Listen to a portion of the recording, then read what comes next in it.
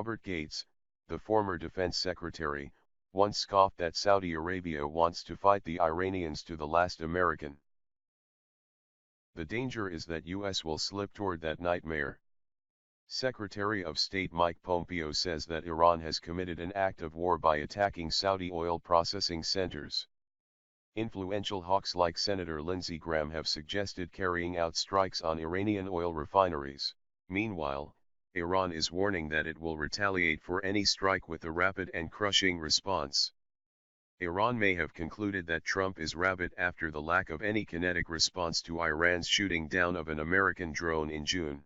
The upshot is that hawks are urging Trump to be tougher this time and to consider bombing Iranian targets. That would be even more dangerous than a perception of weakness, for it could quickly escalate.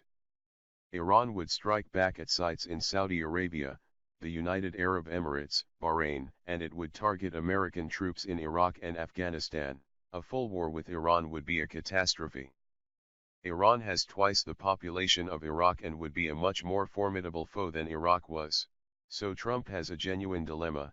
Inaction may be perceived as weakness, while military strikes may escalate and drag us into cataclysm.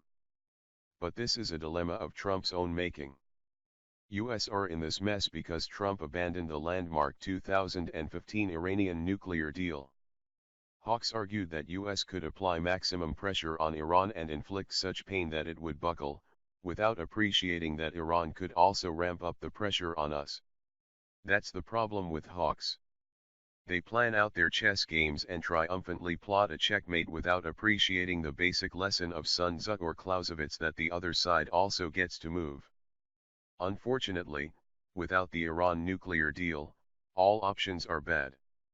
US should be searching for ways to return to the agreement, with face-saving tweaks that would allow both Trump and the Iranian supreme leader to claim victory. US need not be Saudi Arabia's guardian dog. Iran is not a big threat to international security, when compared to Saudi Arabia's record of crimes. It is Saudi Arabia that kidnapped Lebanon's prime minister, caused a schism with Qatar and created the world's worst humanitarian crisis in Yemen. Attacking Saudi oil installations was a breach of global norms, as was murdering and dismembering a columnist for The Washington Post who was a resident of the United States. If Crown Prince Mohammed bin Salman wants to respond militarily to the airstrikes on its oil facilities, he can go ahead with the kingdom's own fighter jets and missiles.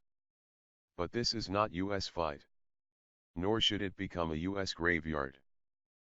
And Trump's suggestion that US will be well paid for defending Saudi Arabia is an insult of US troops, casting them as mercenaries working for a thuggish potentate.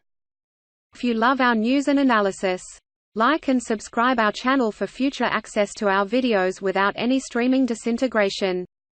Voice of the Nation.